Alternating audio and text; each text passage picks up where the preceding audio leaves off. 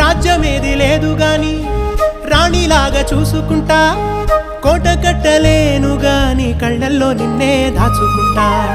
రాత ఎట్లా రాసి ఉన్నా ఆ మార్చి నీతో రాసుకుంటా. స్వర్గమంటూ ఉన్నదంటే అది నీతోనే ప్రతిరోజు పంచుకుంటా.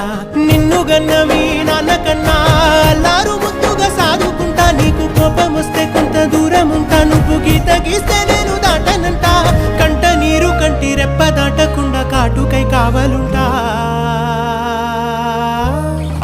రాంబాయి నీ మీద నాకు మనసాయనే.